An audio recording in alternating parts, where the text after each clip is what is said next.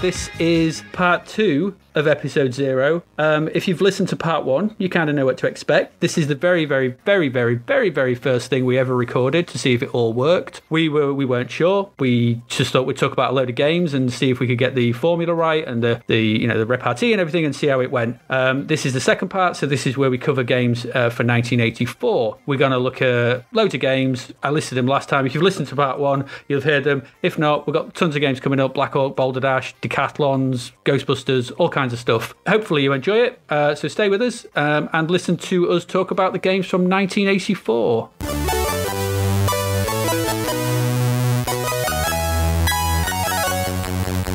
Right, hello, we are back. We're back with 1984 games. So we've done 1982 and 83. We've done the first year and a half or so of the Commodore 64. We're going to look at some of the notable games from 1984.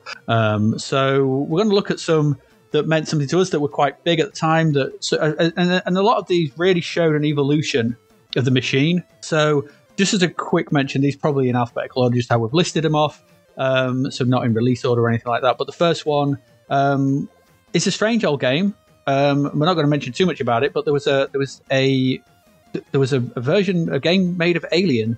Yeah, so Alien was a huge movie when it came out. Weirdly, this is way later, because it came out in 1979, right? So this is way later into its... I'm not even sure if Aliens hadn't been either out or was imminent at this point.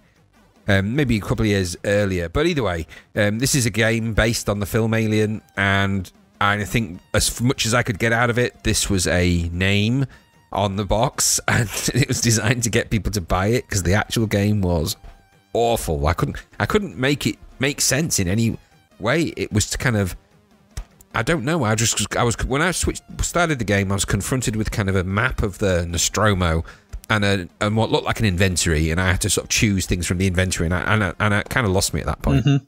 Yeah, what it wasn't was a tense game of being stalked by a killer species of alien from another world. Yeah. It definitely wasn't anything like that. Yeah, it didn't really capture the film, and it's very green, I seem to remember. Is it green? It's all green. It's all very green, isn't it? Yeah. Yeah, they really It felt like it might have been a Spectrum or a conversion from another machine which had less colourful graphics, because it is just green and white. Yeah, it's or not yellow. great. That's Alien. So this one, a little bit more on sort of thing, but probably I could talk about this one. The next one is Black Hawk. And I really like Black Hawk, and I still like Black Hawk to this day. This is we were talking earlier on about Blue Max. This is Blue Max, but done properly from the top. You know, there's a reason why vertical scrolling shoot-em-ups work and not horizontal isometric shoot-em-ups. Correct. And Black Hawk is a really good example of that. It's got a really, really cool mechanic. For anyone that hasn't played Black Hawk, it exists on 2 screens. So you have your top screen where you have like a sort of radar icon thing. So it's a top-down scroll. It's a vertical scrolling game. Scrolls down from the top. And you play the titular Black Hawk, which is some kind of jet fighter. And you coming down from the top of the screen are helicopters and some SAM missiles and all kinds of stuff coming down to try and kill you. You've got to shoot tanks and all that kind of stuff. But they don't appear, first of all, on the screen where your plane is. There's a secondary screen, which is the top where your radar is. And you can fire bombs at your radar. So you kind of got a preempt them, almost missile command-like. And if your bomb hits just at the point where they're about to go through, you destroy them, sort of thing. And if you kill them before they get down to the off that screen, they never get near your shit. You never get near your plane. Obviously, that does happen, and then the game flicks back to your main thing, and then it becomes like a more standard vertical scrolling shoot 'em up where you're firing things coming down towards you with twin lasers or twin guns, sort of thing. And it's great. You go over a series of islands, and it's endless. It just goes on and on and on and on. Each island is punctuated by what I thought at the time was, a great version of Ride of the Valkyries, if I remember rightly. And it's just really, really enjoyable. It has a special place in my heart. It was the first game I played on my 14-inch color portable that I got for Christmas in 1984. So it really does it has a lot of memory for me, sort of thing. But playing it again, it still stands up. It's a good shoot 'em up. It's not as busy as some of your bullet hell shooters from Japan, sort of thing, but it was never meant to be. And it's a bit more, it has that nice layer of strategy in that second screen, which is a mechanic I've really not seen done in much else. No. I don't know if you have. No, it was quite unique, Black Hawk. It was unique because it had a great musical score, which really drove the pace of the game. It was fast. It was a fast game to play, and that two-screen kind of action really kept you on your toes because you had to play the game slightly differently in each section. It was a genuinely innovative and good game, and I think one of the first games I played on turbo tape. So way back when, so it loaded super quick, which meant that you could get straight into it. And I really enjoyed playing Black Hawk, and revisiting it was a quite a refreshing experience, I have to say. Yeah, it's good. It's still good. It's fun. And I think I'd like to see that mechanic made use of again. I think it's quite interesting. Yeah, I agree. All right, cool. Black Hawk. Yeah, recommended. Go play that. It's Recommend, good. Play.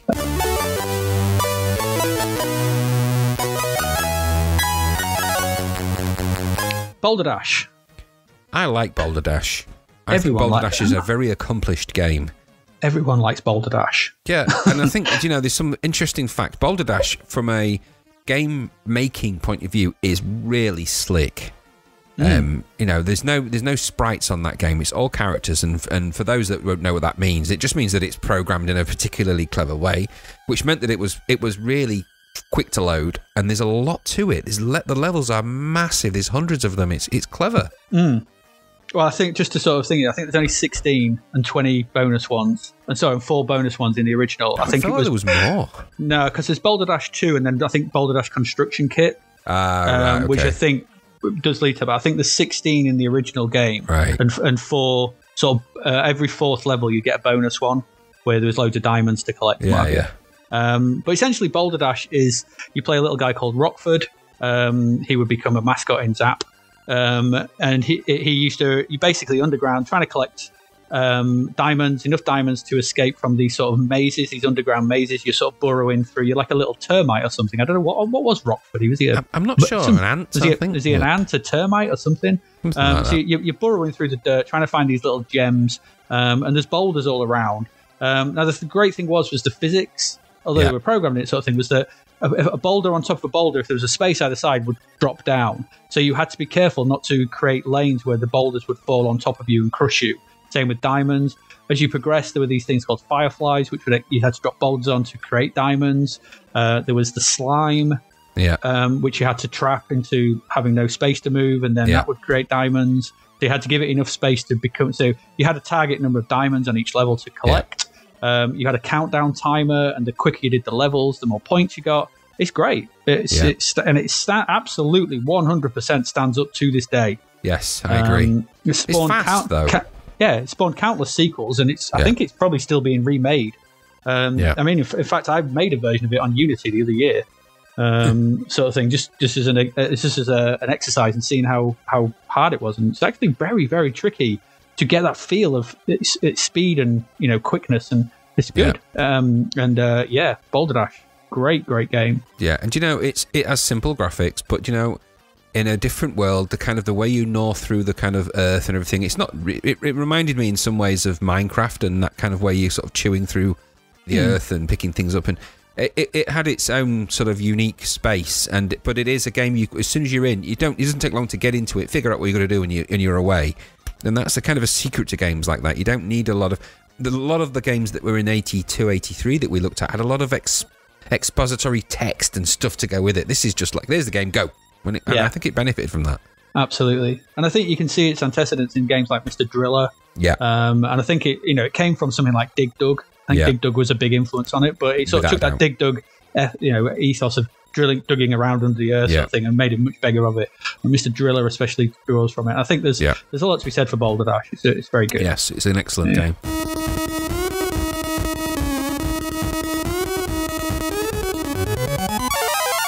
What's next? Okay, so this is a head-to-head of two sports giants. Daley Thompson's Decathlon versus Activision's Decathlon. Or as I like to call them, Joystick Wrecker 1 and Joystick Wrecker 2. Because I think these two games probably accounted for more wrecked joysticks back in the 80s than any other games put together. I would agree. There was much joystick waggling going on in the mid-80s. and obviously, pardon the pun, around these games. You basically had to fling left and right as fast as you could the joystick, press the button for whatever event you're on. And yes, quick shot 2s. I went through about 3 or 4. Yeah. Quick shot 2s were not built for this. No, they had a design flaw. Yeah, and the fact that they were just weak. Yeah, you really needed the best joystick for this was the Atari one. Yeah, either the bog standard Atari one or possibly a arcade or competition pro. Yeah, one of those two. Something with the click stick, whatever they call it. Micro switch control. Yeah, because the quick shot 2 didn't have that. So inevitably, that was doomed. Yeah, it was, and they just broke. So if we had a head-to-head sort of thing, for my challenge, I played through both of them in researching this, and it came down to the one I always preferred, which was Activision's Decathlon, because it was actually a proper decathlon. Yeah. And also as well, it had some interesting mechanics. It made you run a full 1,500 meters. It did. It made you run a full that took 3.5 minutes. You're 3.5 minutes of slowly waggling from side to side. And when you got to 1,300 meters, it turned into a sprint. So you've been slowly waggling side to side for what was essentially about just over 3 minutes. Your arm was knackered. You were tired. You were running out of juice sort of thing. And then it went, now sprint. And to sprint, you had to properly waggle. So I'm talking like some full on fist pumping. You'd be dead by the end of it. This gave you a proper workout. It did. Daley Thompson Decathlon, on the other hand, and also as well, the thing about Decathlon was a very very nice animation on that main that main sprite. Really nice, some really nice animation on that. Daley Thompson Decathlon won out for sound. That opening theme tune was a barnstormer. Yeah, I think needs to be said. But the actual game, bit rubbish, bit rubbish. Really, small. Not very. Just not very good. Yeah, it suffered from too much show and tell at the beginning and not enough game substance. And the irony of Decathlon is that the Activision Decathlon was that there was no celebration or anything really in that game. It was just you just did events and got the scores and that was it. And you never really got the sense of like the revelry that you got. Whereas in Daley Thompson's, it was kind of the opposite. The game itself was kind of perfunctory to the kind of crowd and everything else, and I think it came at a cost. And the Decathlon, there were very different experiences on Daley Thompson's. Was a very different experience on the Sinclair Spectrum. It was actually a better game on there, so this was actually quite a poor conversion of that. But Decathlon Activision one was great, especially multiplayer. You had a few people around. That was a great game to play. Yeah, it was. And I think the thing with Daley Thompson Decathlon, because I think it did come out after it, I think was trying to ape track and field too much. Yeah. Absolutely. And Decathlon, I know the other thing I found out about Decathlon, which I never was aware of, sort of thing, was made by David Crane. Of course, yeah. It went on to amazing things. So yeah. I mean, he created Pitfall and things, didn't he? David Crane was a legend in early computer game design, but I never realised he did Decathlon as well. So there you go.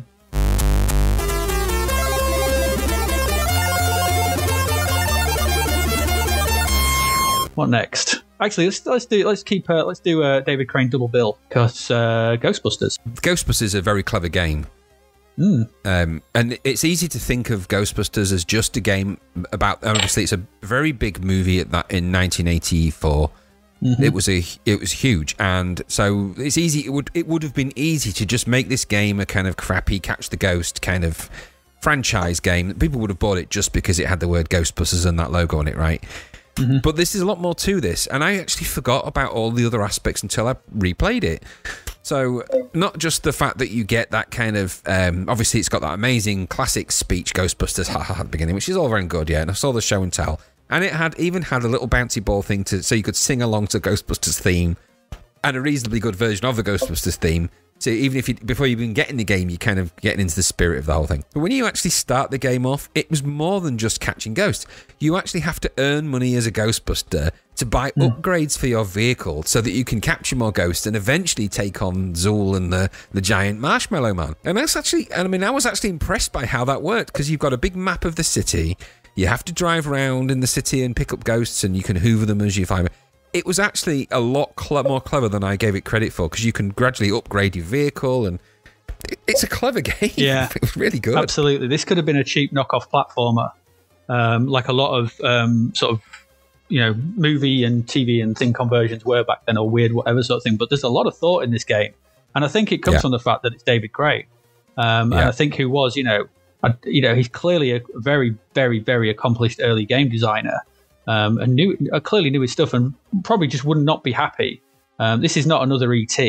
This is something else where where a bit of time has been taken. And I imagine what's happened here is they probably looked at ET and gone, you know what, we don't want that. Because it's happening around the same time. So they're probably giving him more time to come up with something to incorporate all the elements of the film. I like the idea that the longer you drive around the city, the longer you're in the driving mode to collect more ghosts and get more money. But then again, you run more risk of more ghosts appearing in the buildings and stuff. So there's a nice level of risk reward there. There's lots going on. And all the elements of the film are present and correct. And all in 64K. It's really good. I mean, that's what impressed me the most with it. Actually, is there's a lot of game in this for the Commodore 64, and the graphics are really good. I mean, that giant car that you drive on the road is really good. They look like Ghostbusters when you pull up outside some of the townhouses and you have to trap the ghost and capture. It's clever the way that it works. Yeah, it is. Yeah, and it's all recognizable. It looks like that looks like Ecto 1. It looks like Ghostbusters. The suits are right. Everything, the Marshmallow Man bouncing side to side. This is fine. This is good. I think is remembered. I think, as you said, sort of thing, a lot more for the music and the speech and everything like that. But the game behind it, I think, deserves a bit more. Maybe more recognition than it sometimes might get. Yeah, absolutely. Good stuff. Okay, Ghostbusters. Yeah, well done, David Crane. You were good. David Crane is a name that you should always respect. Yeah, indeed. Quickly now, we'll just briefly touch on this one sort of thing, which is the complete opposite of what it actually took to play this back in the day, if you ever loaded this off tape. And this is Football Manager. So the original Kevin Tom's Football Manager. For anyone that used to play this on tape will know that it used to load in BASIC with no kind of loading trickery. So it would take about 20 minutes and wouldn't always load, which was 20 minutes of your life you're not getting back. And obviously it's 1984, so you haven't even got Zapped to read. So this is just boring to read. So when it did load sort of thing, it was very slow. It chugged along. It had, it was Football Man. It was a decent Football Manager thing. I mean, it must have had something if you were prepared to risk that 20-minute nail biter to get it to load.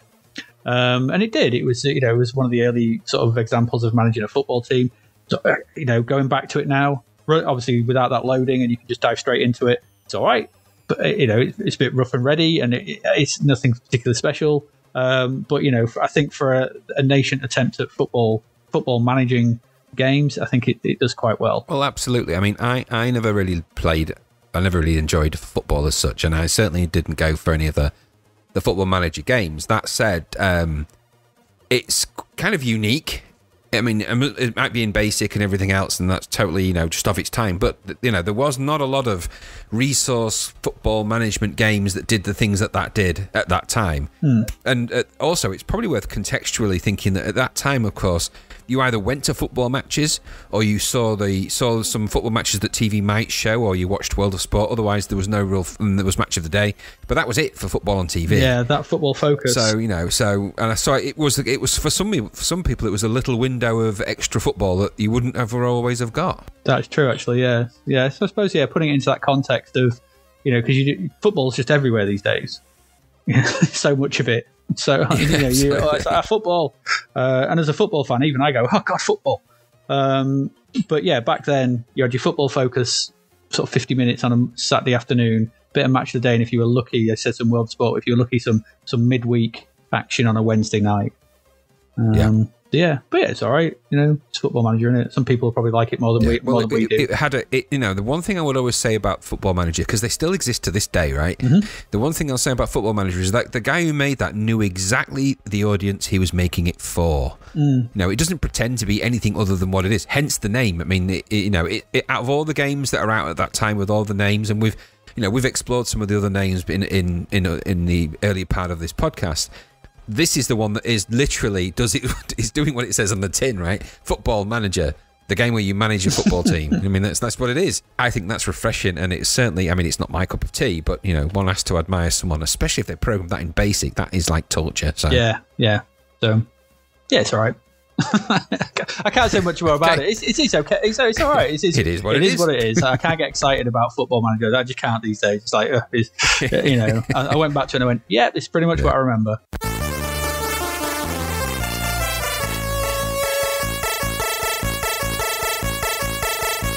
Next up is the most perfectly animated man on the Commodore 64. Impossible Mission. So well animated, they used him for several Absolutely. including sports games. Yeah, we'll come to that later. Everywhere, this man.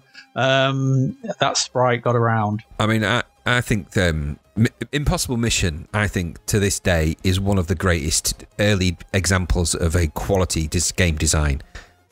It's exceptional. It's truly exceptional, that game. It is obviously crazy hard. And you know, and it's no easy game. That is a challenge. It really is an impossible mission. However, there's so much going on in that game, and so many little mechanics thrown in. It's astonishing. I mean, even when I played it earlier, I was straight back into that game. It's just marvelous. I think it's a marvelous game of that time. Okay. Truly great animation. You know, it's a bit of a mixture of platformer, puzzle game, kind of music. Follow the leader type Simon kind of thing. It's such an odd game, and you know, and yeah, it is great. Some of the levels and platforms are sparse and hard, but I don't know, it just has a really curious appeal, that game. Yeah, I mean, I can get behind most of it. I found it way too hard. It's far too hard, and I think that I think when I played it. Back when I had it, you know, back in the mid-1980s, I had no idea what was going on.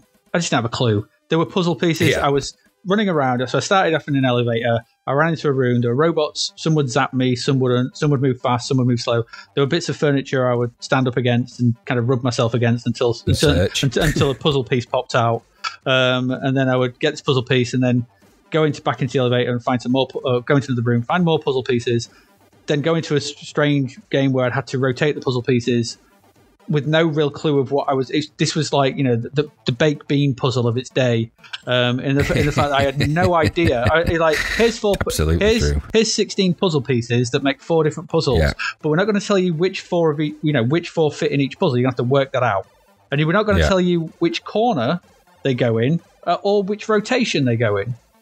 Yeah. And it's like, I have no idea what the hell I'm supposed to be doing here. And I think it's I can get it. I get that it's revered, and I get that it's, you know, it is, you know, it's doing a lot, and there's a lot of game there, and I get that sort of thing. But I think it was just so impenetrable and so player unfriendly. And I didn't like what I also didn't like. Was I love the animation. The animation is amazing, sort of thing, great run sort of thing. But oh god, I wish you didn't have to somersault every time you jumped. I so wanted a quicker jump.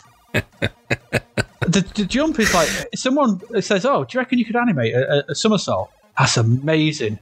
Yeah, but you know, as you know, Jurassic Park taught us, this is not what. Stop and think. Just because you can doesn't mean you should. Yes. And you know, if Mario taught us anything, quick jump, just let it jump.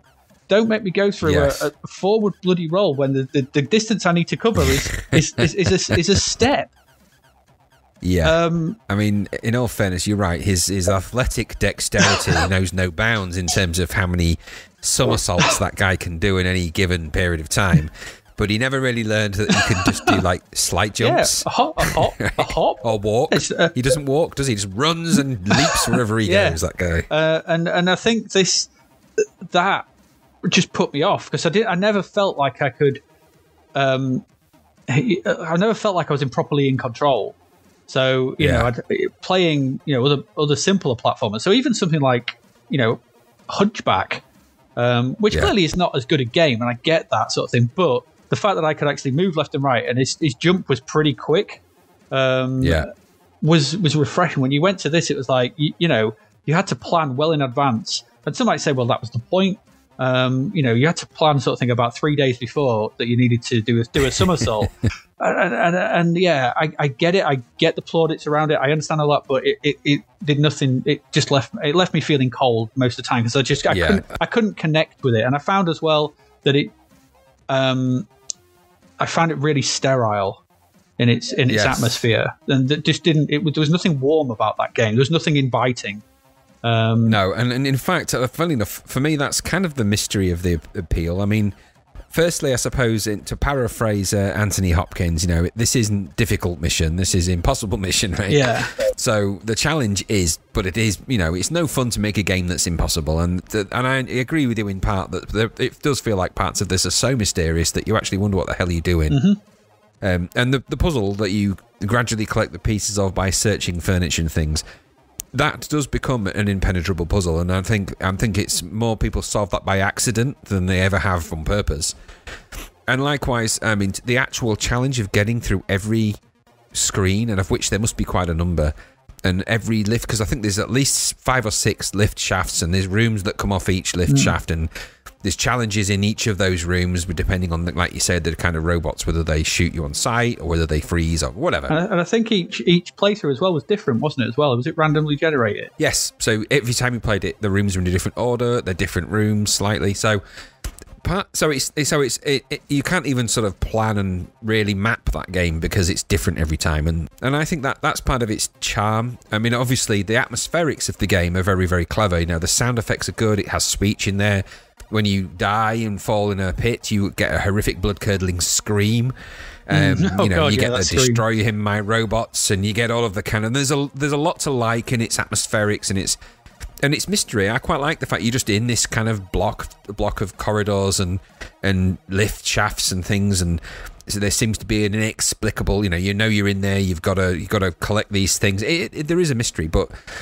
I think you're right, and they never... It's something they never really recovered either, because later down the line, of course, we'll end up discussing Impossible Mission 2, which suffered from even more of the same problem. So, I mean, as much as I do really hold the game in high regard, partly because it's a kind of an Epic's game, and they had a way of releasing really great games at that time.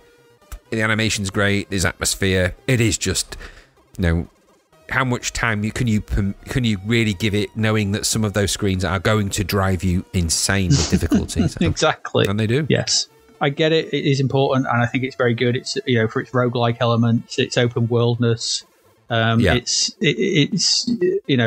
impenetrability, its it's mystery. It's mystery. Yeah, a mystery. I think it is really unusual. It's a really unusual early game. It just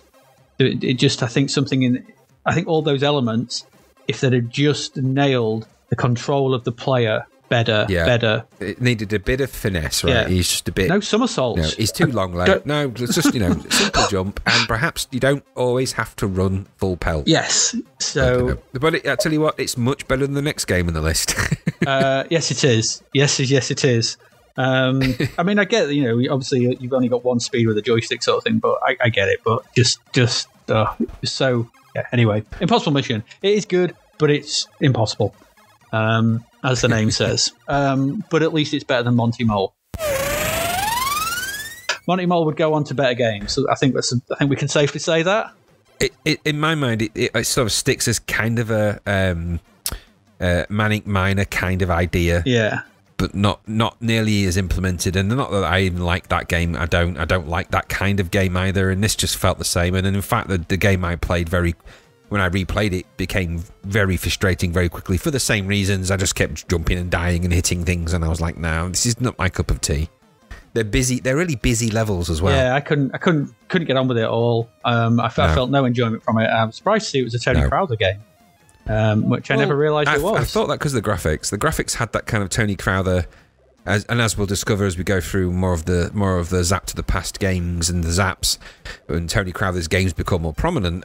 He has a graphic style when we get to Trap and things like that. We'll see all that. But I wasn't a fan of Monty Mole. I wasn't a fan of the Spectrum version of any of those types of games at all either. So for me, it just felt like a blocky version of something I hated. Yeah, it's not. No, it's Duplo. It's Duplo Lego. Nobody likes Duplo Lego. No, Nobody. No, just get real Lego, proper Lego. Yeah. You can have Lego. You don't need 6-foot blocks. Just small, tiny blocks is fine. But he will come back much better, Monty Mole. Yes, he does. He does return. Now we have our first, again, a proper sequel to something we mentioned earlier that was awful. That actually somehow, I have no idea how, is incredible, and that is Pitstop. That is Pitstop 2. If you look at Pitstop is dreadful. It's awful. It's terrible. The only thing that's interesting is that Pitstop 2, it's like it's running on a different machine. To this day, I still think Pitstop 2 is one of the great technological feats on the C64. For those who don't know, sort of thing, Pitstop 2 is a split screen, driving game where you drive around replications of real world tracks. You can do there's 6 of them held in memory. It's all in 64K. So Hockenheim, not the Nürburgring, Brands Hatch. There's 6 sort of tracks from the 80s. And they're replicated properly, sort of thing. So when there's a right turn, you turn right. When there's a hairpin, it's a very tight. It's a sharp bend. Same. And this is all done full split screen. The cars that you overtake exist properly in space, so that if you're some distance ahead of the person behind you and you overtake a white car, instead of it just being some random car that you've just gone past, a little bit later the guy behind you will pass that same white car. Same with anything else. These things exist in that space, and if you then hit a track and slow down, something, that white car will come past and overtake you. These cars exist on that track. There's a sense of persistence to this. You've got fuel meter to monitor. Now I know that was in the first game, but this is you've got to keep an eye on your fuel because you won't have enough fuel to last the whole race. So you need to go into the pits and fill your fuel tank up. You've got to keep an eye on your tires. Your tires go through a series of colours, getting lighter and lighter. There's these little bars across the top of your tires. Which is a really nice touch sort of thing. It's almost, first of all, you kind of think it's like a highlight on them, but that highlight changes colour to how much wear and tear they're how close they are to sort of bursting. If you don't see to them and you hit a car and it's at white, the tyre pops, you're out the race. And brilliantly sort of thing, the other player goes whizzing past you, which is really good, and will keep lapping you if you just let them sort of thing. And if you're a real, you're an evil bastard, you will do that. You will just leave the other player. You're going, no, I'm going to finish the race. Thank you very much. And so all this in absolutely, it's fast. It feels really fast. The graphics are really nice. They're really solid, crisp, chunky, lovely sprites around everything. The pit stops are a really good. There's a really good sense of sort of urgency to them. You have to keep an eye on your fuel that you don't overfill. You got to change the tires, pick a tire up, take it in, take it back, and then get back out on the track as quickly as you can. It's incredible. I still play it to this day because I still think it's worth playing, and it is a great split screen game. It's a great 2-player game because it really does like that, especially when you get that dual whine. You know how you hated the whine in the first game. This somehow makes a whine that is not piercingly horrible, and especially when you get a duel when you're both at full speed, going past stuff. Fabulous. I can't say enough good things about Pitstop 2. No, I think I agree. I mean, they redeemed themselves big style with Pitstop 2, right? Because Pitstop had problems. There's no doubt about that. But just the fact that this is, 2-player wise, this game is great fun from the get go. It's great fun. I mean, in 1 player, okay, you're racing against a computer, whatever. But when you're playing this game 2-player, those tactical pit stops that you have to make, you're watching your tires. And it's clever. The game is clever. There's no way to else describe it. Graphically, it's all good. It looks like a racetrack. The racetrack animation's fast. The game feels like it's got pace. I love the fact that it's got those little tiny strips, animated strips on the tires that give you an indication when they change colour of the state of the tire. It's just clever. It's clever ideas like that make this game a step above anything else of that type at the time. Let alone the fact that you could plug 2 joysticks in and just, and have a really good race. And the races lasted a long time, right? This is not like the race was over in a couple of minutes. You were going into this race for 50 laps.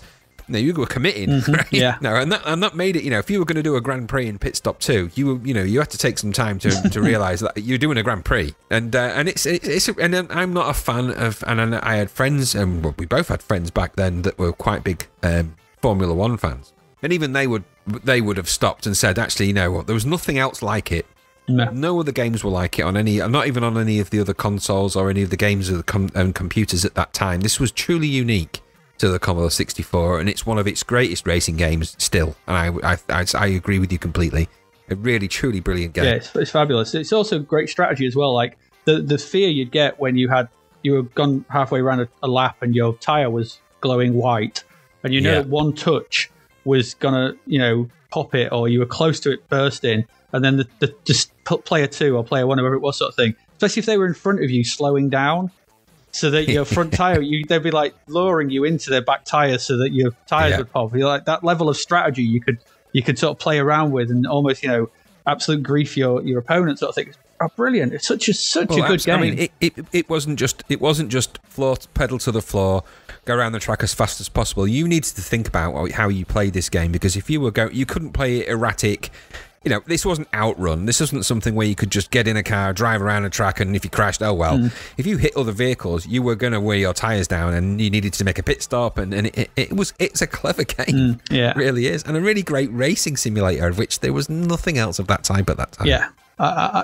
Absolutely. I mean, pole position was out and about, but there was nothing on that. This was way better than that. Yeah, because there was much more to it. It had much more depth to it. And the sound effects are, it's still kind of that drone, but it's actually, like you say, you've got so much to think about in the game. It just becomes, the noise in the background, which is exactly what it really probably is. Yeah, you are focusing more on the track and the cars and your tires and the fuel. Yeah. That the drone, you don't want something that distracts you too much, so that almost just lures you into the flow state of moving through it. Yeah, brilliant game. Pitstop 2, and still worthy of people going back to that, I have to say.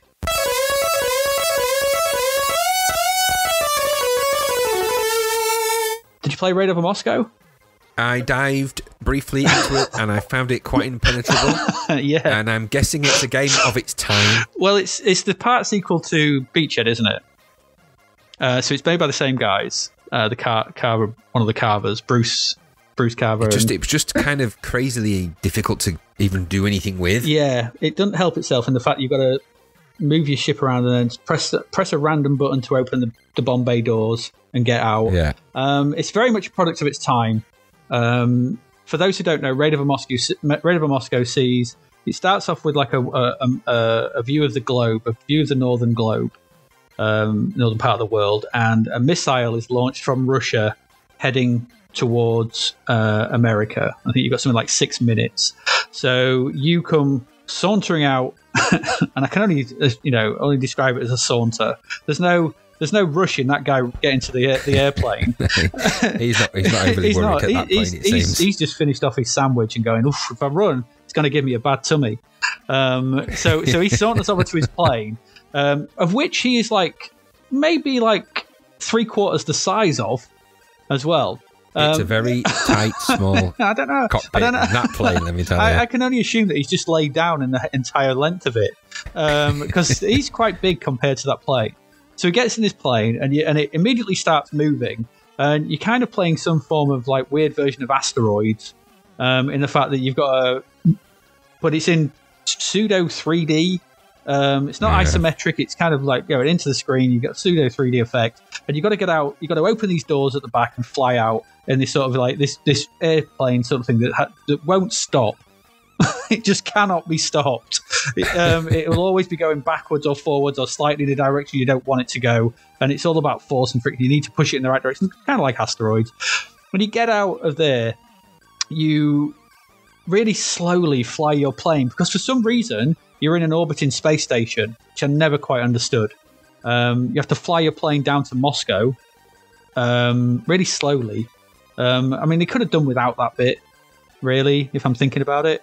And you get down to Moscow, and then it's essentially Beachhead. Yeah. You fly along through the streets of Moscow, blowing up stuff, whether that's buildings or school buses or whatever. Stuff very bizarre, but they're Russian, so in that time of day, sort of thing, anything was game. And that's pretty much what the attitude was in those back in the 80s. And then that's what it was. It was quite impenetrable. It's very hard. And to me, it didn't have the charm of Beachhead. No. And I think it was a I can see why it's remembered, but it's a bit of a misstep for me, I think, after Beachhead. Yeah, I agree. And it's a game totally of its time. I mean, it's playing right into that kind of 80s paranoia about Russia, and we're not far off the kind of the Rocky 4, I think, and that kind of, and all that kind of that kind of thinking at the time that there was the kind of the big nuclear menace, and it kind of plays straight into that.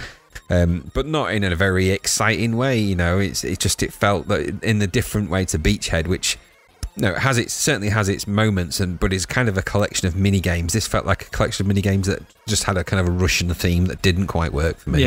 Yeah. Look, visually, I think it's a bit of a step up from Beachhead. It looks quite nice, and the presentations I think is quite nice. The fact that it's constantly in game, that whole, the launch of the missile and the there's a lot to be said about the sort of the feel of it. It's quite nice, but it's a bit too much sort of.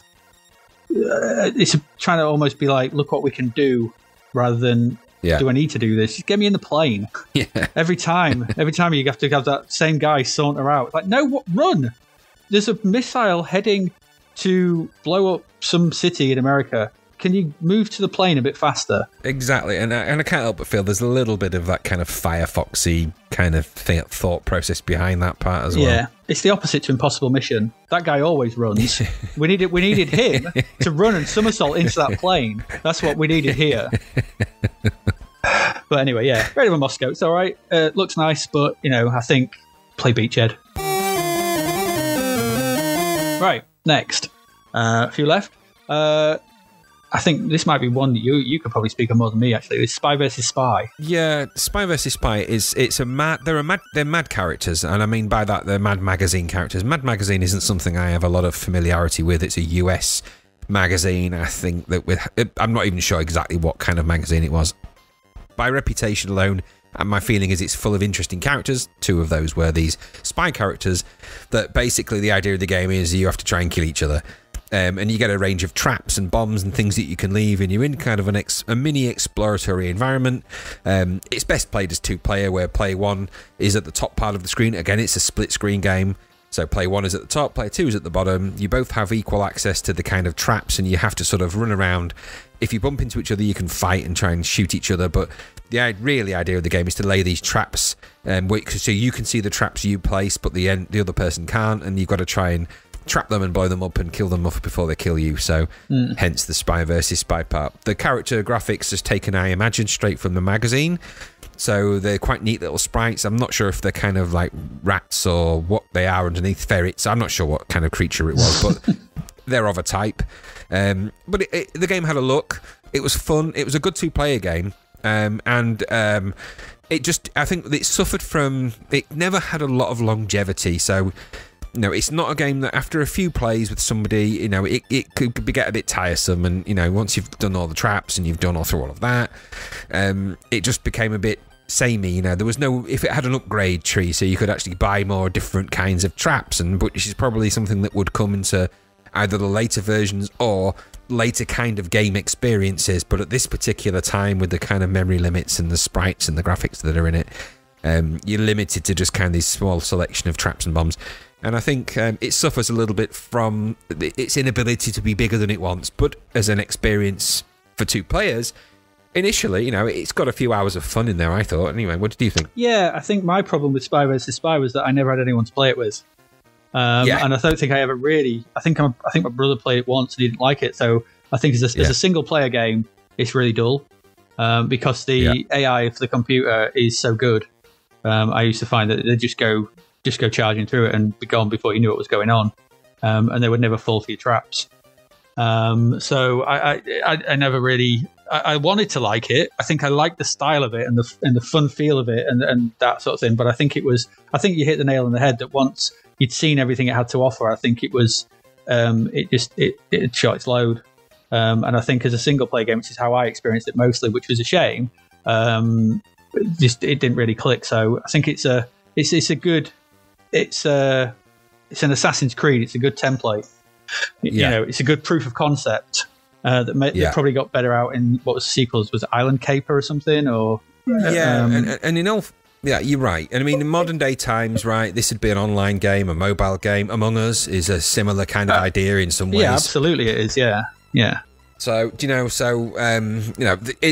is a precursor. Remember, this is pre-internet and pre-anything like that. So, two-player is two people sat in a room, not two people over a network or anything.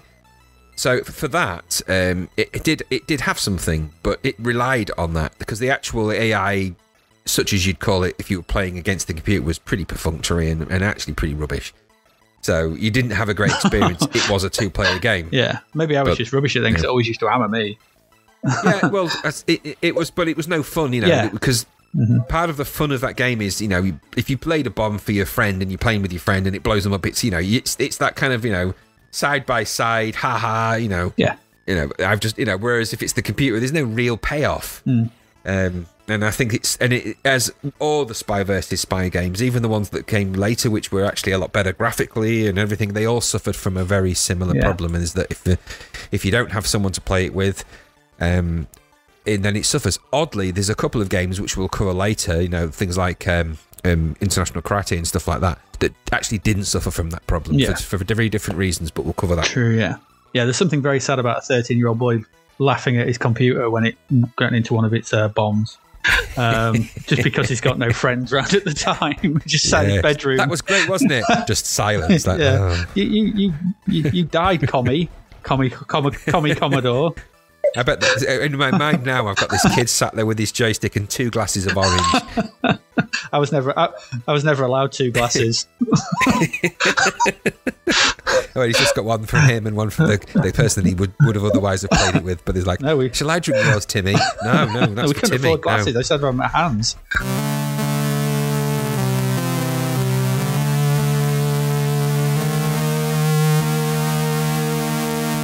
Okay, so that's Spy vs. Spy. Good with someone else for a while. I think it's overly, yeah. So okay, there we go. Right, Summer Games. Not going to talk too much about Summer Games because really, Summer Games was the precursor to Summer Games 2, which was and World Games and California Games and all those sort of things. But Summer Games saw the man from Impossible Mission, Donny's tracksuit bottoms and his vest top, get a bit of a tan. And head on over to the Olympics. And I'm not going to talk too much about Summer Games because it was okay. I think, as I said, it's a precursor. But for myself, I played an inordinate amount of the diving in Summer Games. Of all the events that were in Summer Games, I think it was the diving. For some reason, that I would play over and over and over again. I would, and I think this is more a comment on my sort of sad Sunday afternoons in the 80s, where I would play 8 different people from 8 different countries against all 4 repeatedly, just diving off against each other, constantly playing it. The back dive, the forward dive, the upside, whatever the dives were. I can't remember. I think there were 4 of them, and I loved it. It was one of those games sort of thing which I just found perversely incredibly enjoyable sort of thing, trying to get the perfect dive. Yeah. I hate diving.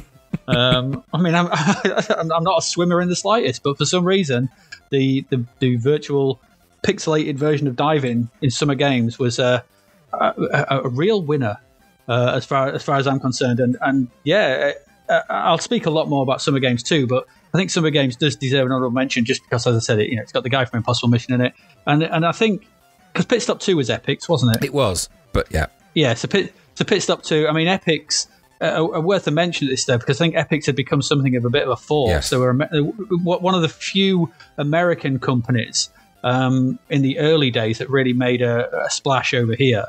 US Gold brought some other things over and some other bits and bobs, Activision and things like that. But a lot of the games, we would look at would be English sort of thing. Maybe a lot more English games sort of thing. But I think actually looking through this, a lot of them are American. Yeah.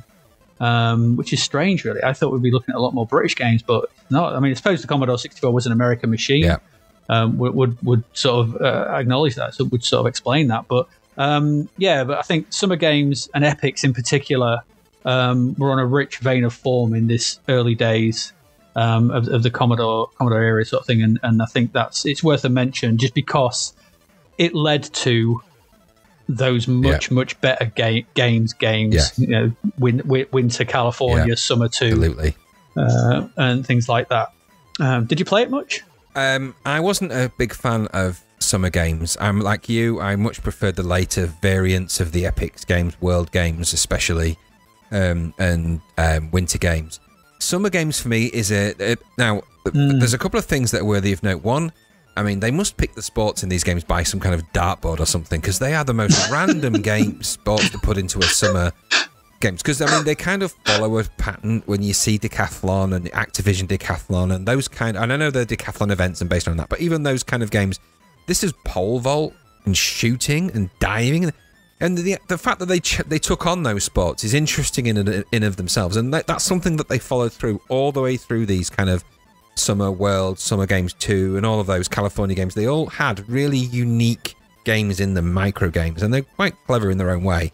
Just Summer Games was kind of the blandest of all of them, really, but I suppose it was the first. It sets up benchmarks.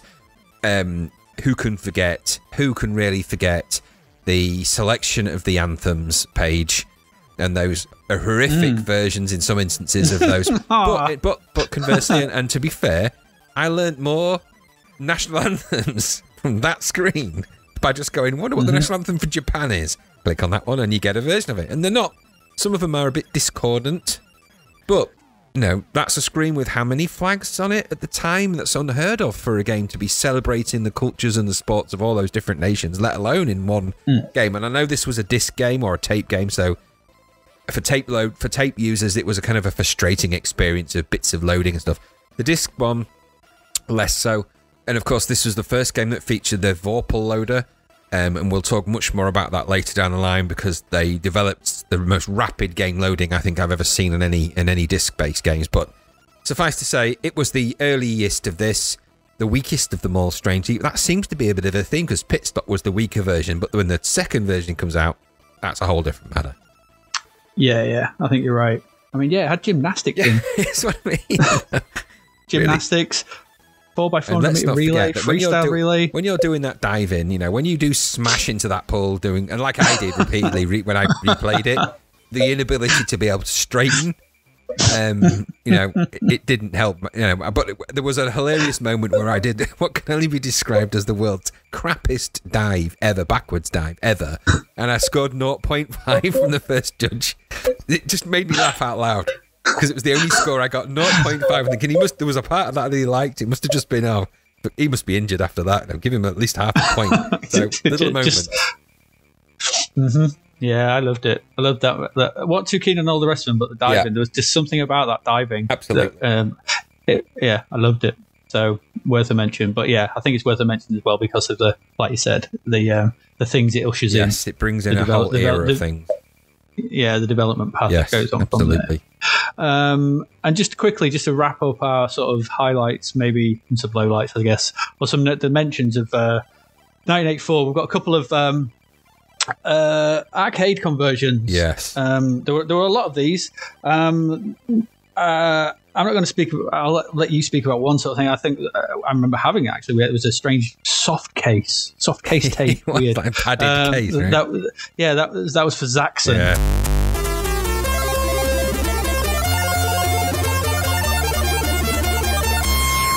So Zaxxon was another one of those isometric. People claim it isometric classic. It is what it is, isn't it? It's a bit of a. It's I don't know. It's just I don't know. Like I think we're right. Trying to dive and move left and right in isometric space in 2D. It's just confusing. It's just confusing. It's like the human brain is not meant to work in that spectrum. You know, this game adds isometric depth via a shadow sprite, so you've got that to deal with. So you have to make sure you're higher than the walls, but the sprite is only really It's just.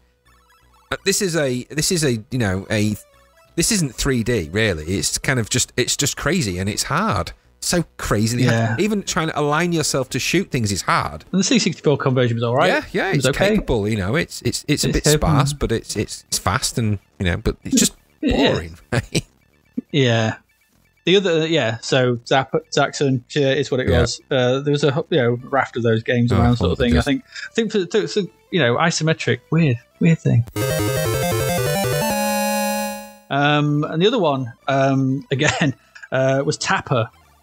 So if anyone remembers Tapper is a or root beer tapper, whatever the Bally Midway's tapper, whatever the damn thing's called. Tapper is a strange old game. You play a barman with 4 bars to fling drinks along and there are patrons moving slowly towards you along each of these bars, like some kind of drunk zombies. That if they reach you, you die. And then you basically have to knock them out of the bar. And if you knock them out of the bar, that's fine. And once you clear all the bars, yay! End of level. End of level. Move to the next one. There are more patrons. Repeat until you've got 4 patrons on each bar wanting drinks. Now, what happens is that they throw the glasses back at you if they don't get flung out the thing. So you have to make sure you catch them. Don't let any smash. Don't let any get to the end. Don't throw drinks down an empty bar or where people are all drinking because no one will catch it and you'll smash. Oh, it's just as an arcade game, it's great sort of thing. But oh god, it breaks your head. Yes. But I want to mention Tapper sort of thing because it's one of those memory games for me sort of thing again. For some reason, my brother, who bought the Commodore 64, was quite a bit older than me. He's like 12, 13 years older than me. This became this something in this game and my brother's brain melded into, and he played this one afternoon for what I wanted my Commodore 64 back because I considered it mine. He bought it obviously, but he must have played this for a good 4 or 5 hours straight. He couldn't die. He couldn't. I don't know what was going on. He'd just be the 4 people on the screen, and it would become like some Tapper automation. I sitting watching him. I went out. I came back in. He was still tapping away. I've never seen anything like it, and he's never melded with a game like that. And I do use the word melded because I'm pretty sure there was something happened that I was, it was kind of worrying to witness. But I wouldn't let him play it afterwards, even though it was his machine, because I wasn't going to get the computer back for hours. So it has a thing, and we're playing it again now, sort of thing. It's a good game. Yeah, it's a fun game. It's a good conversion. Nice big graphics, chunky stuff. Interesting thing. Visuals are all right. I think it's a nice arcade game, and you could see it working well in the arcade. But God, he would have annoyed the hell out of arcade owners because he'd have put 10p in and been there for hours. Well, in all fairness, it's one of those games, and there's a few arcade games like it that just kind of exist in their own little arcade space. There's a few like it, so I'm not necessarily like Tapper in the sense that it's a bar and you've got the throw the glasses and all that, but there's just games that exist in their own arcade space that would naturally be a good conversion for the Commodore 64, and Tapper was one of those, because it's all on one screen, because it involves relatively straightforward, simple sprite layers, so that you've not got lots of complex animations going on. You've just got to and that plays to the Commodore 64's strengths, and so it was always going to be a good conversion. Now, why our brother had such an affinity and ability on that game is a mystery, and for some reason I really want him to have worked in a bar. So when he got out of that, he went to work in the bar and just slid drinks to everybody. And he was like, that's why he's so good, because he does that. But I really wish that was the case, but no, he never had any bar experience as far as I'm aware. But some people just find their game mojo, right? And it is frustrating when you've got someone who just becomes really ace at a game and you just want them to get off. Get off. You just feel like switching it off, but the pound no, that would be too much now. That's beyond anger inducing. You don't need to get beaten up. It was a crazy thing. I've never, I just one of a strange thing, a really strange thing that, like I said, I've never seen him with any other game that he really liked. There was another game he liked called Henry's House, which was a crap platformer, but he really liked that for some reason. But yeah, Tapper and my brother. The thing is, I bet if you look back and you thought about the times when you've played certain games, you probably found that there's a game that you did that to. I mean, I remember playing the Way the Exploding Fist 2 came out, which was awful, but on the B side of that cassette there was a version of Way the Exploding Fist, which is a karate fighting game, for want of a better description. But there was a kind of a tournament version on the back side of that, which for the first time was kind of a fighting, jumping and kicking game. But I just remember playing that with a friend at the time who was he was a martial artist in the making. He was into all that kind of stuff. And just playing it for about 4 hours straight, just beating him one after another for 4 hours, and became invincible at that game. I just remember how frustrated he was getting when I was playing it. So I feel for you, because there's nothing worse than having somebody sat there for hours on end and you just How come you're not dying in that game? Because it gets fast and hard, Tapper, right? I mean, it's hard. Yeah, absolutely. I could never do it. I had way better reactions and everything than my brother, sort of thing. I was fast, younger than him and everything like that. But that game, no, he was like some Tapper master. In my mind right now, I'm seeing that scene in The Last Starfighter where he's playing that game and then all the crowd around, crowding around him because he just becomes like one with the game and they're like, wow, go for it, everyone. And this one's staring. But you're sort of going with your finger over the switch, going, anytime now, it could all be over. That Last Starfighter would be a really different film if he had to play Tapper. They had to. It was just some barman from another dimension that was coming to see who would be the perfect barman. We've got really bad problems in the bar in the nebulous region, and we need you to come along and you're the ultimate barman. Only you can sort out these troublesome bar people. It would actually be just as, I think, effective if Santari, I think his name is, comes down from space to pick you up, to take you to fight the fleets of the Zor and the Kodan Armada. And when you tell him that you're just good at Tapper, he's like, just put him in a spaceship. He's bound to be good at something in there. The whole game dynamic would be different if you just, right, I'll tell you how we'll beat this enemy. We'll just line up and we'll just shoot them from the side repeatedly from four different heights. Yeah, perfect sort of thing. Just make sure we got. Who was the lead now? Was it John Saxon? No, am I thinking of the wrong film? No, in the lead. I'm not sure who it is. Beyond the Stars. The lead in The Last Starfighter is kind of. I don't know his name actually. He's kind of a scrawny bald guy he's in the film. It's called Zor. I really think it's John Saxon. No, that's Sador of the Malmori from Back Beyond the Stars. That's a whole different. That's a whole different thing. Just throw a drink at John Saxon. Well, he's got a stain on his head, so someone must have hit him in one once in that movie. Yeah, there we go. Yeah. Anyway, Tapper is what it is. And it is what it is. And I think that sort of rounds up our games of those first couple of years. And I think it's an interesting bunch of games because there's other ones we could have picked. There was 1,000 to pick from. But so many of them were just garbage. Well, yeah. And so many of them are just variants of an arcade theme and not good conversions. The conversions we have picked are sort of interesting ones, but I think there's a real sort of evidence of really interesting sort of games sort of proliferating in this sort of early nation period of game design history, where a bit more power, a bit more oomph to home computers, and a bit more freedom to not just be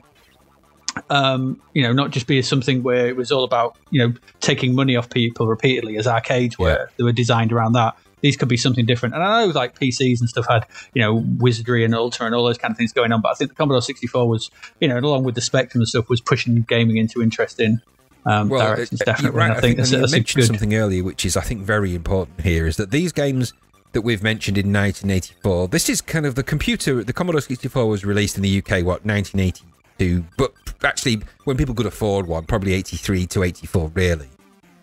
And so some of these games that they are kind of, there is a bit of a US hint, there is a few little hints of, and there are some other ones that didn't make it into this list from the UK, but the UK and Europe didn't start to flex its muscles till 1985 and a bit beyond, I think. And I think what they saw is that some of those early game designers at this point are kind of 15, maybe 14, 15, maybe a little bit older than that, but they're playing these games and seeing what the machine's capable of. And then later when they hit their coding mojo, you start to see the birth of a whole new dynamic of game designers, game programmers, game graphic designers and musicians and the whole lot, and it really starts to escalate, which is kind of the why I think Zapped came along when it did, because it was a crest of an enormous wave. Yeah, and you could see the early precursors in some of the games. I mean, some of these games are genuinely clever, but for 1983, I mean, the microwave wasn't even around. I think that's spot on. I think it took, I think the Spectrum took off a lot quicker because it was a British machine and a lot cheaper. But I think once the C64 became more of a direct competitor, over here and in Europe, as you're saying, sort of thing, that's when the bedroom wave sort of started. Absolutely, in much earnest, and I think so. It's already happening in the US, and we can see that with the games that have been picked. You can see that they're all mostly US stuff, and actually thinking about it in that, actually, I think that's a very good sort of take on it. That it took us a year or two, maybe 2 or 3 years, really, because things don't happen like they do now. I mean, in a week or two, there's the worldwide launch of the new consoles. but that was unheard of. Yeah. 30, 40 years ago, sort of thing. Things were released. If you got it within a year, you were lucky. So yeah, well, I mean, that's a good point. Just take it back to the early 70s. When I was born in 1973, I think you were 72. Just take if you roll the clock back just that little bit before, the idea of having a home computer was simply it was the stuff of science fiction, really. Certainly one that was in a micro package, even at Commodore 64 Sinclair Spectrum size. The idea of that was just unheard of.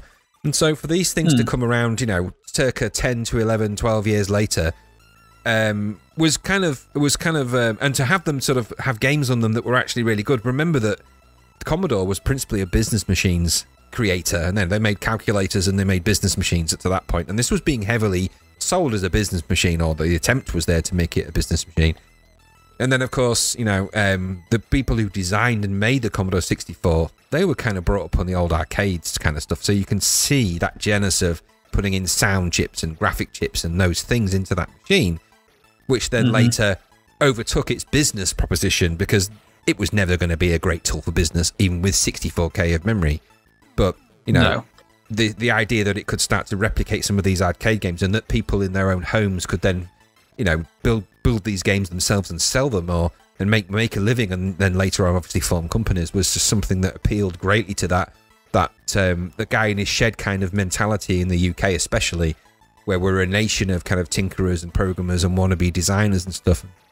And this machine was just a gift to people who wanted to do that, because it was so open and available to program on in a way that computers weren't later down. In my experience, prior to this was all BBCs and school computers. So this was an amazing thing to see, that this could do the things it could do. Yeah, I think you're right, sort of thing. I mean, why would a business machine need 8 hardware sprites? Exactly. and a 3-channel, essentially a 3-channel synthesizer. Yes, absolutely. There's no reason, if you're doing a business machine, that you're going to put that in there. This was made for games. Absolutely, yes. And the actual, and I mean, we'll cover that in a much later episode, I'm sure. But the synthesizer part and the sound chip inside the Commodore 64, as well as the graphic chip and other things, these are very, very cleverly designed. I mean, that's in of itself, the equivalent synthesizers at the time were hundreds of pounds. To have the ability to do that inside of a computer and do all the other stuff it could do as well was, I mean, it's hugely appealing to anyone that wants to do stuff like that at the time. So I think we'll take a break there. We'll wrap up. We'll come back and we'll wrap up with a bit of 1984 trivia, what was going on, and then we've got a section where we're just going to have a quick look at the adverts that were out at the time, and then we'll be done. All right, so we'll see you in a bit.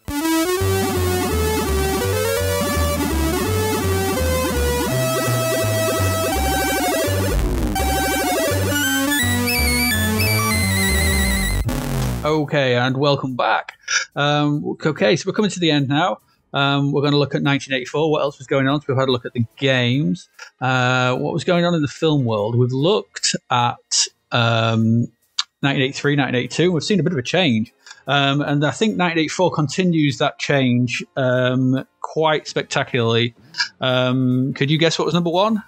I want to say it's probably a Rocky movie, but I could be wrong. No, we've actually covered the game. Okay. I don't remember them making a Daley Thompson, so is it Ghostbusters? It is Ghostbusters, yes. Oh, that figures. Ghostbusters was the number one film, according to IMDb, in the UK in 1984, followed up by Indiana Jones and the Temple of Doom. Yeah, that makes sense. And then Gremlins. Okay, good film. And, yeah, it is. And then Police Academy. Again, it has its charm. It has its charm. Who made Steve Guttenberg a star? Well, Police Academy did. No, as much as it's stupid, I still watch it if it come on. I always end up watching them all. I can watch the first one. I can maybe handle the second. Just for not on broccoli. Yeah, I was going to say, is it just for that the kung fu attack part? Yeah, that bit. Then we go all cheery, number 5, with the Killing Fields. Oh, right. So that's not particularly happy. We go even more. Well, I don't know. I'm not a big fan of this one of the series. Sudden Impact. Oh dear. Weirdly, was at number 6. I find it weird that Sudden Impact which is what, the fourth, the fifth, fourth or fifth, I think. Yeah, I think it's the fourth, isn't it? Because Gauntlet doesn't count. No. So I think you've got Dirty Harry. It's the fourth in the Dirty Harry season. Because you've got Dirty Harry, Magnum Force, and then there's that one after that. The Enforcer. The Enforcer, that's it. Yeah, that's the one with Tyne Daly in it. Yeah, and then I think Sudden Impact, which was a sort of a Harry too far. Yeah, well, he's getting the more Clint Eastwood starts to look like a leathery shoe, which he does because he just becomes more leather and sort of hard baked as he goes on. He's pretty leathery in the first Dirty Harry movie, and then he becomes even leatherier. That's even a word. He does in the following films, to the point when in the end he's like just a shoe. It's just a sofa moving around. He is.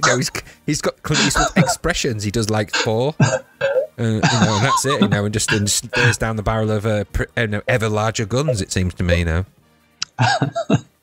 Yeah, we go on from the joy of Sudden Impact to the joy of Terms of Endearment. Oh dear. God. And then Disney had another re-release with 101 Dalmatians. The immensely disappointing and rather boring Greystoke. Yeah. Was in at number 9, and then rounding up the number 10, Footloose. Okay. Footloose isn't so bad. Ending on a bit of a high, I guess. So that's the films. You can see that the big blockbusters are starting to take more of a hold. Yeah. And Hollywood is starting to produce these. I mean, if you look at even just 1982 to 82 had E.T., but then you had Gandhi and Chariots of Fire, and Porky's. This top 3: Ghostbusters, Indiana Jones, Gremlins. Yeah. This is Hollywood starting to fire up its big, change the movie going. Finding that formula, that sort of super multi-screen formula, right? Yeah, the one line blockbusters and that. Yeah, absolutely. See that starting to happen in the world of TV. What was going on in TV? It's got a couple of bits maybe covering the world of TV. What do we have? Fraggle Rock debuted on British telly. Well, I like Fraggle Rock. But I'm a huge Jim Henson fan, and I mean a really big fan of Jim Henson stuff, all of it, including Sesame Street and everything. I think it's marvellous. Yeah, I always like the Doozers. Yeah. I had a thing for them, these weird little men. Just construction workers. Construction workers just constantly getting their stuff broken and getting annoyed, and they're just rebuilding it. I was like, they serve, to this day, I have no idea what they're about. They always used to weird me out. Very strange idea behind that. Kind of 4 strands, there's the Fraggles, there's those giant things, there's the little Doozers, and then there's the guy that lives with his dog in a lighthouse. Yeah, it's a strange old program. One for you, actually, well, a couple for you, actually. ITV aired Star Trek: The Motion Picture for the first time. Oh dear. So there you go. So we were treated to Vija. Yeah, exactly. Do you know what that means? That in 1984, at least half the nation was disappointed for a short space of time. Vija. Yeah. Vija. We all cringed a little bit when we realised that it was James Kirk in a really weirdly white outfit staring at an ink blot for 90 minutes before finding out that it was actually just a crap satellite that had gone rogue. Yeah. Vija. And then everyone always finds Aaliyah, which is the bald woman in it. They always find her a bit alluring for mysterious reasons, but that's partially because halfway through the film she just appears with no pants on for pretty much the rest of the film when she reappears. It was a big moment for a lot of sci-fi fans in the 80s, probably. Well, it wasn't because at the end of the day, people were expecting Captain Kirk, and what they got was Captain Decker, and it was all a bit weird. Let's just be honest. Yeah, but it's not great. But made by a very capable director, so there you go. It was, yeah. Robert Estrade he made and all sorts of stuff. Robert Wise? Yeah. That's why there's so many sweaty close-ups. That guy does sweaty close-ups better than anybody. He does. You know what's funny, right? The animated version of Star Trek, which was around at that time, is exactly the same. So they're all sweaty close-ups in that as well. It set a benchmark for sweaty close-ups. And no one wants a sweaty close-up of DeForest Kelly. No, because, I mean, it's just every 5 minutes you'll see Captain Kirk really close to the screen with a bead of sweat on his head and somebody in the background to the right or left looking relatively concerned. It's just his way he makes films, I think. Yeah. Ugh. Andromeda Strain is the same thing. The Andromeda Strain is, lots of deep focus, isn't it? Lots of that. Another one for you. Your favourite Doctor Who, Colin Baker, made his first full appearance. No, he is not. No, I didn't really forgive them for the one that they were getting rid of. I liked Tom Baker, so when he was replaced with Peter Davison, I wasn't a happy chap, but I kind of put up with it, even though he wore a yellow boating outfit for most of it and a leak. And then they replaced him with Colin. Yeah, cricket, whatever. He just looked stupid compared to Tom Baker. And then, of course, Colin Baker came along. I'm like, oh no. And the episode where he dies where Peter Davison dies is a very good episode. Don't get me wrong. Did you ever used to watch the Fast Show? Yes. You know the annoying character in the office, Sam Madme, Crazy Me. Colin Baker always used to the Colin Baker doctor used to remind me of him. Yeah. For some reason, sort of thing. I always thought that they were the same thing. I don't know. I think I turned off Doctor Who. Yeah. In the Peter Davison years, so when Colin Baker came along, I was fully out of it. It never really recovered. No, as for when Sylvester McCoy turned up. No, you don't ever go there. Ooh. No, when the day fought a giant licorice sort man was the day Doctor Who had taken a vicious turn for the worse for me. Yeah. And then later that year, see if you can guess this from the descriptions, the most famous, or a famous opening credits where we follow a couple of pairs of walking feet debuted. God. It was a long-running police TV drama. It's got to be the bloody... Oh, what's it called? The Bill. The Bill, yeah. Yeah, it went on forever. Yeah, meaningless TV drama of nothingness. Yeah. So that finally aired, sort of thing. So there wasn't a lot really going on in 84. There's probably loads more going on, but for us, it's like, the big time. Actually, one highlight for Doctor Who fans that anyone will remember was that I think it was 1984 where the Five Doctors was aired, which is where, for reasons I can't be bothered to go into right now, 5 Doctors are somehow in the same timeline, but they end up having to go to this particular place, and there's a great moment in it where there's something called the Rascalon robot. They go to Rascalon, there's a Rascalon robot, these Cybermen decide to try and attack it, and he just takes out about 50 of them with arrows, and they're all like puking cybertronic liquid out. Just go on YouTube and, you don't matter if you're a Doctor Who fan or anything but just for the sake of it, spend 5 minutes looking up 5 Doctors and the battle with the Rascalon robot, because it is truly brilliant and a moment you'll never forget once you see it. I'll put that on my to-do list. Music again. I still really wasn't into music at this point. I think we'll cover a bit more music when we go into the 80s and stuff, and we sort of look at more in time with the Commodore 64. So yeah, films, TV, I think we can see a shift in movement, sort of thing. So the big films were starting to come onto TV. We were starting to get premiere. It'd be worth sort of looking at maybe, or thinking about the fact of like home video was a thing. Absolutely. Now, and this whole notion that films were becoming more accessible and more available to watch, moving from cinema to video, and also I can't remember if they'd already become. I remember Raiders of the Lost Ark was the first one you could buy properly. I don't know if that had already happened, but it was a case of like being able to go to a shop and rent stuff, things, media and stuff. It was like you said earlier, sort of thing. If you imagine this late 60s, early 70s, this notion of being able to actually record TV, and this notion of being able to get film whenever you really wanted and take it home and watch it at your leisure for £1 or so, or whatever it was you used to do it. Although I do remember the first videos we rented were £5 for 8 days. Yeah. I don't know who came up with that business model, but God knows. But we paid it. Yeah. And I think the first film we had was MASH. Goodness me. Yeah, I know. Blame my brother. So yeah, there was a change. It was a changing time in consumption of media. 1985 was about to see the sort of launch of MTV and things like that. And I think you can start to see this. Hollywood is starting to churn these big films out. I think within this time as well, within this period of time, children's TV had become a thing. Yeah. Specialist children's TV. So the hours after school had become, the hours for watching, kids telly sort of thing, and that had started to sort of feed into, all kinds of like, saturating our brains with stuff. Yeah. Whether it was Danger Mouse or American TV shows or strange stuff from Japan or whatever, like Battle of the Planets and things like that. I don't know when those came out over here. But yeah, things were changing, and I think as we go into this and we start to get into our month by month progression, and we start to look at the issues of Zapped, we can look at these in a bit more detail. Absolutely. Well, they were shifting times, and there's a few key things that we'll pick up on later down the line. Of course, primarily they were changing in scheduling for TV, having TV available for longer meant they needed more TV programs, which meant they purchased a lot of American syndicated shows. So that started to filter into UK TV in a different way.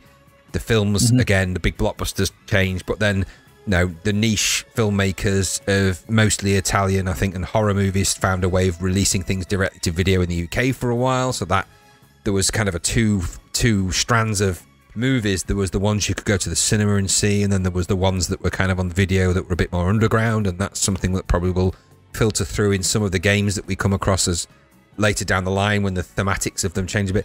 So it was a crazy time of lots of avenues, lots of things and technologies really moving at a kind of a pace, and everything trying to kind of felt a little bit like playing catch up, I think. And the films are of their time. There's a reason why those 90-minute blockbusters were becoming very popular, and it's because that they were starting to be able to fit them into repeated slots on TVs. They were able to break them down into more chunks so they could advertise in them and make money off them in syndication. And in it, it's sort of you can see there's a changing of pace of the whole thing. Well, I mean, Dallas had already started to be broadcast just in the afternoon on BBC Two, I think.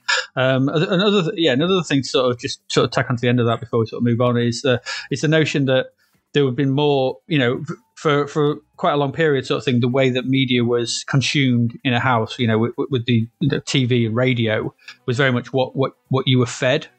And suddenly, it's like these things are on at this time, and you would watch them or listen to them.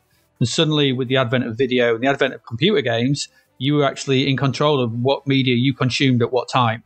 You became almost, we think of that now, sort of thing, how we consume Netflix and how we consume, Amazon Prime, and everything streamed when we want it, where we want it, how we want it, and what device we particularly choose. Well, this was kind of the start of that. This was kind of where that started, sort of thing of like, home video, being able to go and get something and watch it when you wanted to watch it, being able to put on a computer game and not be beholden to what was on TV. You could have your own, your own. And people used to record songs off the radio and things like that. But this was visual stuff. This was taking control of your TV. This was taking control of the visual thing in your house, which was really unheard of. It was absolutely, completely unheard of. And like, secreting yourself away in your bedroom, sort of thing, and with a black and white telly and a Commodore 64 or a Spectrum for long periods of time, and just then, playing games and doing stuff, sort of thing that wasn't. This is the period where you watch kids' TV. This is what it was like. Nope, none of that. Like we just do whatever we want, whenever we want now. And I think this was the start of that time, I think. Anyway, on that note, crapverts.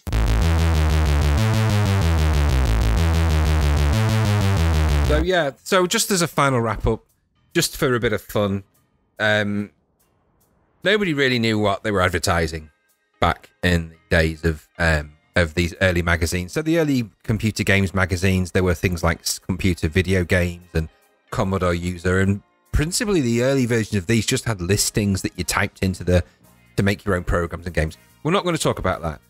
What we're going to talk about is gradual change in the way that the games are advertised, because people started to realize you could start to make money off these if you sold enough copies. And so over time, more and more adverts for the game started to appear, and they got more creative. I say creative, sometimes they were just plain weird. And so we'd like to call this little section of the podcast Crapverts. And I'm now referring to a specific issue of Computer Video Games. It's March 84. March 84, completely wrong. But we'll put all that, all this information we can put on the webpage or whatever we decide to do. Suffice to say, there's just a couple of games that I just wanted to dive into the advertising for and have a look at. First one being... There's a couple of games. There's two. Transylvanian Tower and Super Spy by somebody called Richard Shepherd. Now, Richard Shepherd Software is the name of the company that does those, and there's two images on these adverts, and I can only describe them as one. It's normally what actually throws you with these things. It's not so much the adverts, it's what they claim. So, Transylvanian Tower is apparently a spectacular 3D maze adventure. I don't necessarily believe that. And then in the little extra blurb, a spine-chilling adventure. Enter via the dungeons, navigate your way through 500 3D rooms, survive the swooping vampire bats, reach the terrifying top. It was like conduct and kill Count Creepy. Confront and kill Count Creepy. Ridding the world of this Transylvanian terror. Can you survive the top of the tower? Okay. I'm thinking that someone's over-egging their pudding a bit there. Count creepy. Yeah, so then obviously he doesn't want to use the term Dracula for blatant, I guess, copyright. And then the next game on the same advert is Super Spy, which is blatantly James Bond, but in a bright yellow suit with a really small helicopter. And it just says a global spy chase and maze adventure. I'm getting a sense this guy made a lot of maze adventures. Locate the secret island hideaway of the mysterious megalomaniac Dr. Death. Follow his trail across continents through complex puzzles, coded messages, and 3D mazes. Discover the entrance to the underground lair, but beware. Even with your death-defying gadgets, his evil henchman may still win the day. £6.50 for that pleasure. I'm sorry, I don't believe it. I don't believe it. On the same opposite page, there's a game that just shouts, this is called Apocalypse by the company Redshift. The advert just says, be the warlord. Run cities, countries, continents, but be warned. Someone is about to press the button for Apocalypse, a game of strategy. I want a button for Apocalypse. Well, you know, the best part about that is there's other games that you could buy from the same guy. His new releases include Nebula, Rebel, Star Raiders, First Empire, and Time Lords. Sensing somebody likes Doctor Who. There's actually 4 chapters to that Apocalypse game. And the graphics on the screens, I'm sure that's real. But just so you know, PCW, which was PC World magazine, said, and I quote, Redshift has made the World of War games-oriented computer games its own. So if you don't think that's an endorsement. Alternatively, you could opt for a game called The Paratroopers Have Landed, which I think the game is just Paratroopers, but Paratroopers Have Landed is on the advert. And it says, and I quote, they will make your computer go crazy with fear. The good news is that one of the best games, it says Terry Grant from Rabbit Software says it's one of the best games yet. That's because it's made by Rabbit Software. I'm guessing he's the owner. And then it says, the next one down is an obscene celebration of slaughter. Home Computing Weekly. It just doesn't sound like something they would say. Seems a bit too draconian, a bit heavy. Okay. I have to say as well, these paratroopers don't look particularly scary. No. They look quite cuddly. Yeah. Why is that helicopter flying sideways? Why is there so many? Where did they come from? Because they've been dropped from something, and then they're just... You don't send paratroopers in to fight helicopters, of which there seems to be an abundance in that. Like 5 helicopters. Alternatively, if that's not for you, you could dive into my personal favourite, Savage Pond.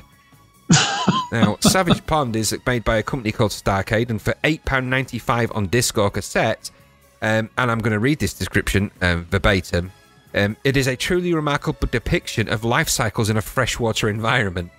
A semi-educational program with high-resolution graphics crammed with thrills, spills, and entertainment featuring, and I won't read the entire list, but amoebas, hydras, dragonflies, bloodworms, jellyfish, beetle larvae, spiders, water fleas, bumblebees, and the common frog.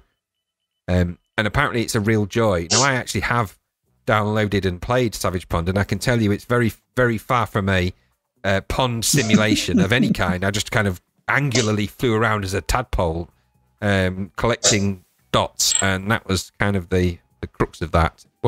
Certainly it was oversold. I'm not sure it's a totally unique concept, well thought out and superbly programmed. I'm pretty sure that's exactly what it isn't. But that was just me.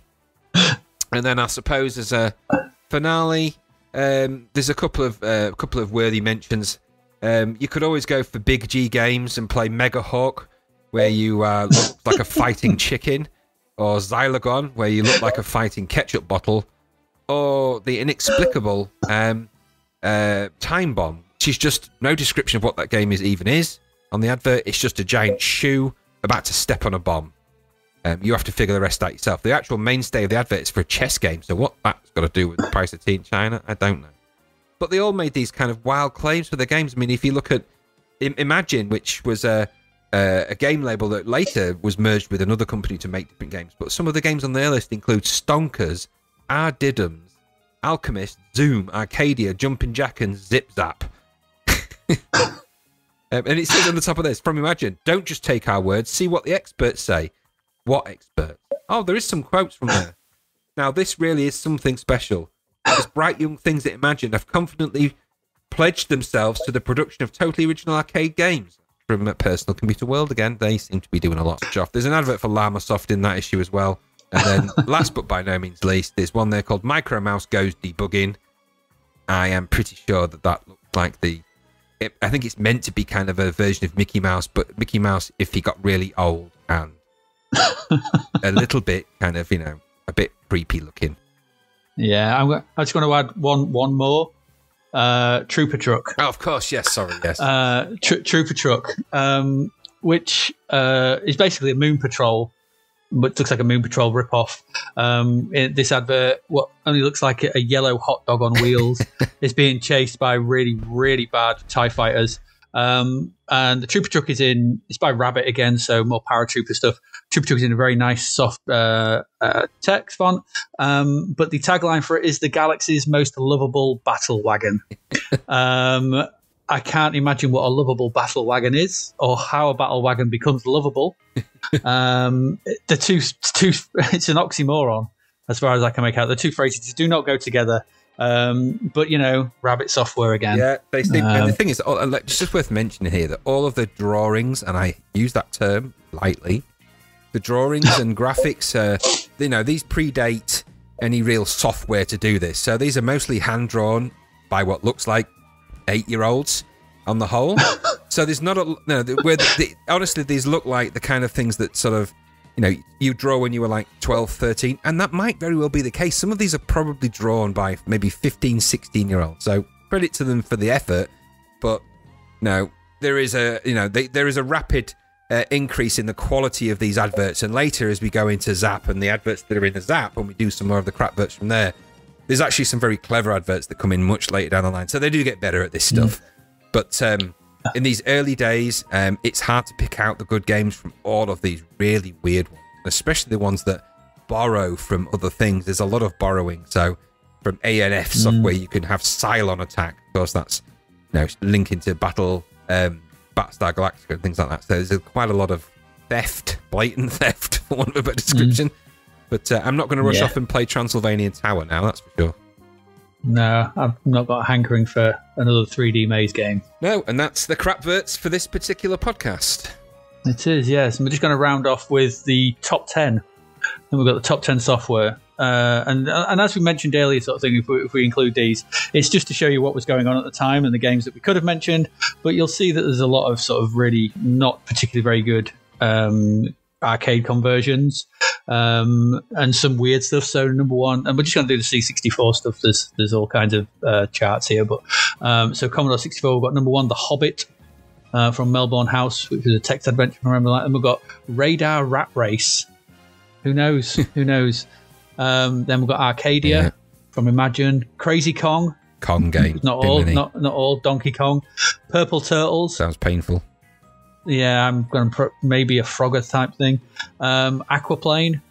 Who knows? That sounds isometric. Then we've got, 3 Deep Space. I saw the advert for that, and it blatantly is not what it's sold as.